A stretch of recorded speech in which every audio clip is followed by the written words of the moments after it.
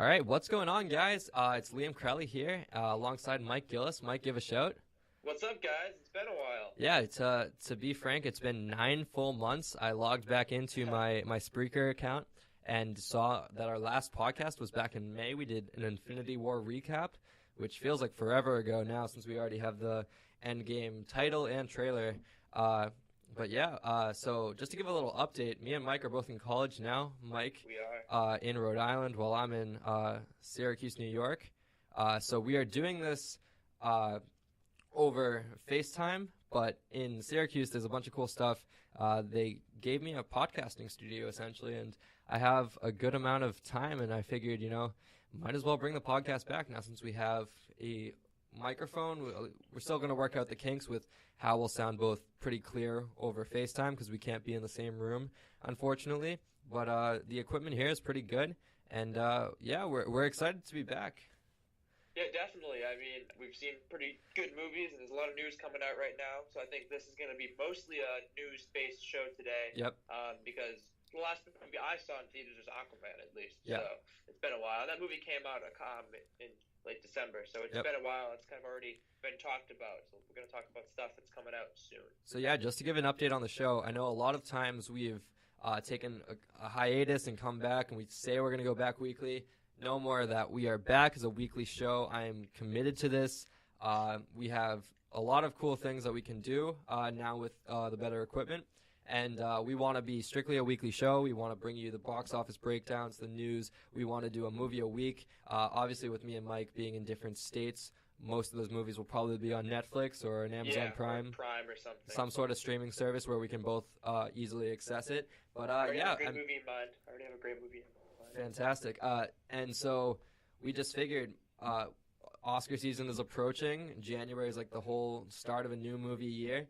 What better time to bring back the podcast? We're both starting our second semester, and I'm feeling really good. Even though we've been on a long hiatus, I think we can do some pretty exciting things. I'm actually taking a world cinema class this semester, and amazing. got my film minor. So amazing. I did take a world cinema class my first semester. We watched some cool movies. I got to see Snowpiercer. I've been meaning to see that for a while, as well as some more classic cinema. Metropolis kind of paved the way for special effects back in 1920s Germany. Akira, which was a big anime film. Saw a lot of parallels in that movie to another movie that's blanking my mind currently. But that was a good class to just appreciate film. Makes me appreciate modern film even more to see how far we've come with how film used to be. And yeah, with Mike taking World Cinema, maybe depending on what he watches, if I can get access to that, we can incorporate those movies into our weekly reviews. I believe the movies we have to watch are 1980 and over, so we can't watch anything older than 1980. Actually, that's good to hear because that makes you don't have to have as much patience for movies like that. All right, I did actually try watching Metropolis. It took me it's a long movie and it's not as flashy as the Hollywood movies we see today. All right, with that being said, I'm ready to get into I'm already stumbling. I'm ready to get into some topics here. Mike, how about you? Let's go. All right, so we're going to keep going with our normal structure that we had before. We're going to start with a box office breakdown. That's going to recap the weekend box office, and we're also going to go into a little more box office with our second story. All right, so for the box office recap, we're just going to recap the top 5, and then we're both going to give our thoughts on which movies deserve to be in, which movies missed out, all that good stuff that you remember from back in the day. All right, coming in at number 1 is The Upside, Kevin Hart, Bryan Cranston, in its opening weekend, making $20.3 million. Coming in at number 2 is Aquaman, well into its release now, $17.3 million, dropping 44%. Coming in at number 3 is A Dog's Way Home in its opening weekend, making $11.2 million.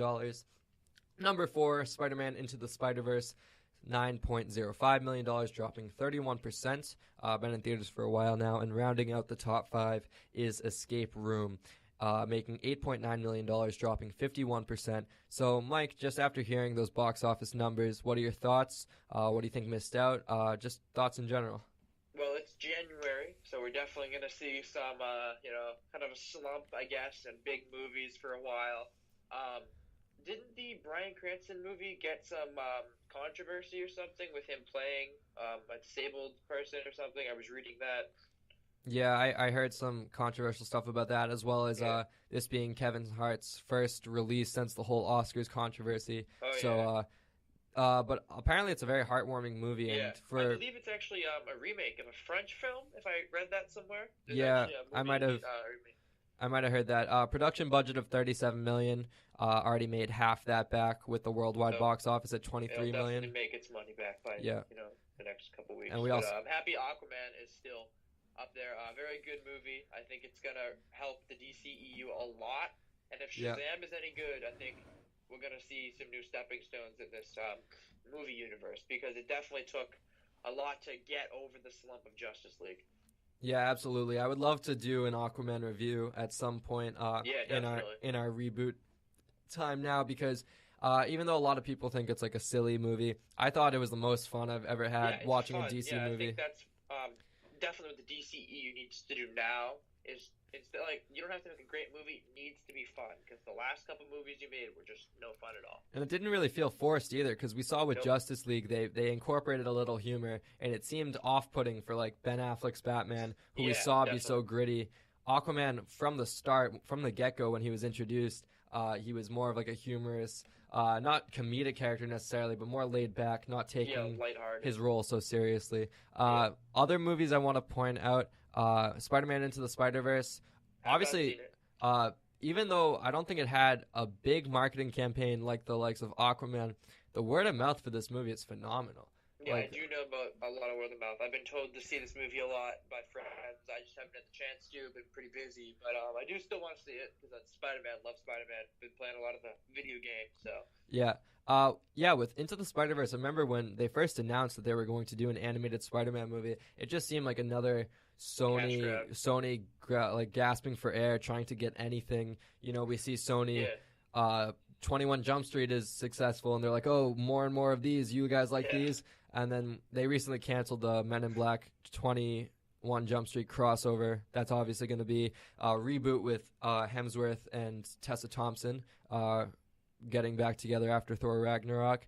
But Spider-Man Into the Spider-Verse, very pleasantly surprised. The introduction of Miles Morales, I can't wait to see him in the MCU, because as we know, his uncle Aaron Davis, the Prowler, was introduced in Homecoming.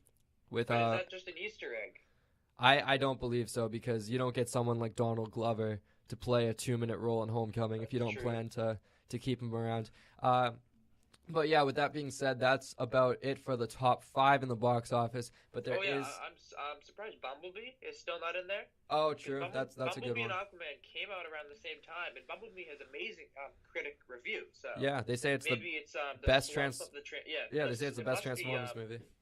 The slump of the Transformers movies that have been so bad, people are like, oh, it's Transformers, I'm not going to go see it. To be fair, it has made $367 million worldwide, taking in 260 from foreign box office, and the budget was only $135 million, as opposed to your normal Transformers movies that got upwards of 250. So it definitely made its money back by now between the budget and the marketing campaign. But yeah, it did breathe new life into the Transformers franchise. Apparently, I never got to see it. But with that being said, that's going to round out our top 5 for the box office breakdown. But we're not going to stop there with the box office, because I also want to talk about Aquaman's monumental landmark. I'm at a loss for words, because I am so happy. The billionaire club. The $1 billion club, Aquaman. So I'm going to read a little blurb from Entertainment Weekly breaking this down. So Aquaman just officially crossed a massive box office milestone, that being it has joined the $1 billion club at the global box office. It has officially made $1.02 billion, worldwide as of this past Monday. And a big thing to notice is that it passed The Dark Knight, and the only DC movie that stands in its way still is The Dark Knight Rises.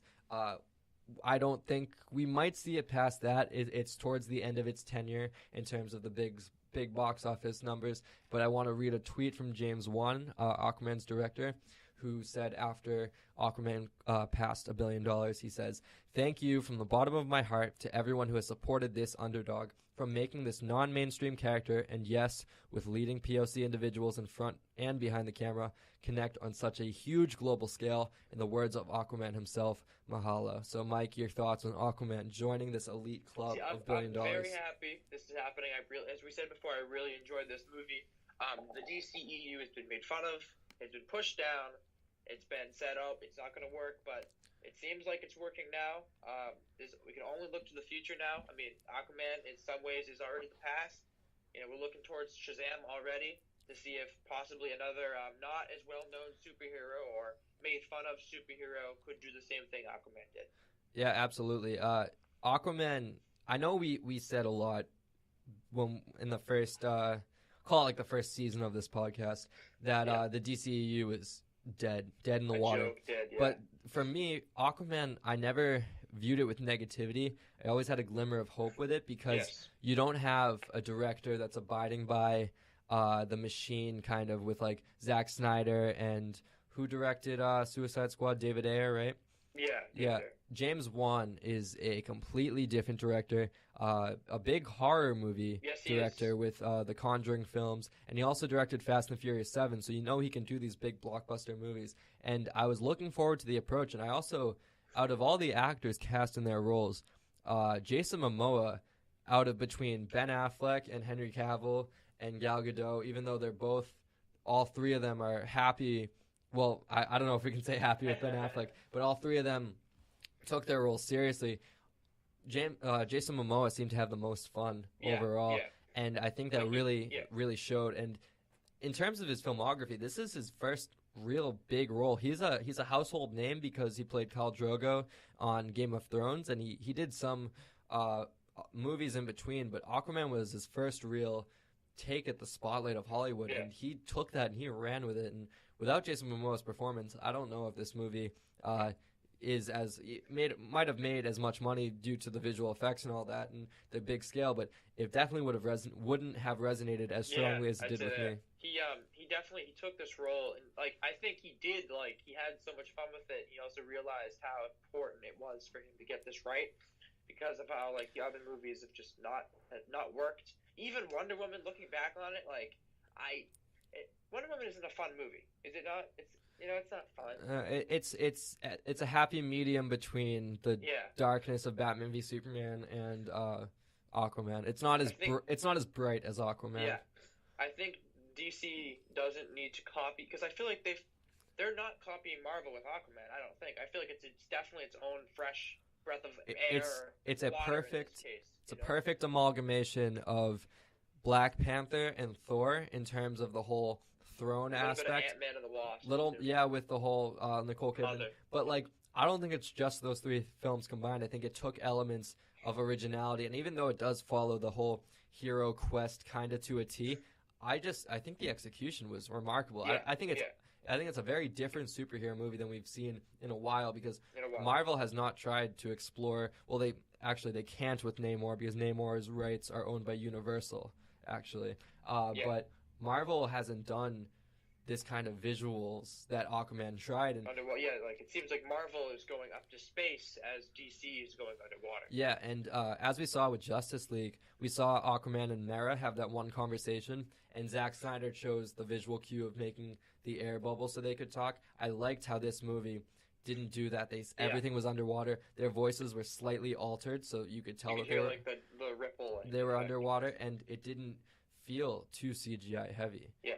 I remember that scene in Justice League. I think I talked about it on the podcast, how much I hated Atlantis. It was dark, gloomy, nothing at all like it should be. Yeah.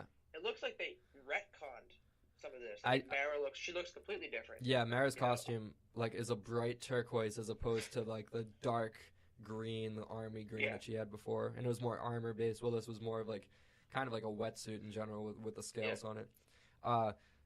With that being said, Aquaman, I think, definitely deserves $1 billion, even if people don't think it's as perfect as some of the Marvel movies we've seen. It's a step in the right direction for DC. It's a step in the right direction for just superhero movies in general, because I myself am starting to feel The fatigue. the woes of everything looks Yeah. the same. Aquaman was such a breath of fresh air, and yeah, I'm very glad it turned out the way it did, and I'm very excited for the future because we're obviously going to get a sequel. Yeah, I'm looking forward to Shazam to see if they can take the same thing Aquaman did, but for like an obscure hero.